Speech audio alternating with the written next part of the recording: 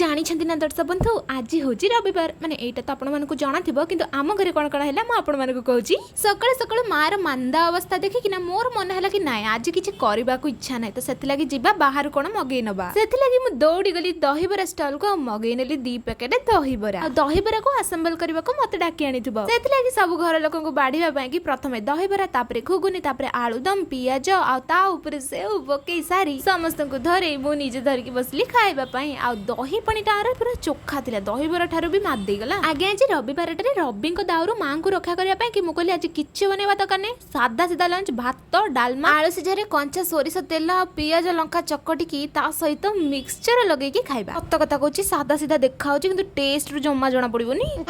ତାପରେ ସନ୍ଧ୍ୟା ହେଲାରୁ ମୋ ମା କହିଲା ଆରେ ହେ ରୁଟି ଦିପଟ ବଞ୍ଚି ଯାଇଥିଲା ତାକୁ ଗୋଟେ କଣ କରିବା। ଏତିକୁ କହୁ କହୁ ପନିର ପୁରା ବନେଇ ଦେଇକି ତାକୁ ରୁଟି ଭିତରେ ପୁରେଇକି ଭେଜ ପକେଟ ବନେଇ ଦେଲେ। ବାସ୍ ଏମିତି କଟିଲା ଆଜିର ଦିନ। ରହୁଛି ଜୟ ଜଗନ୍ନାଥ।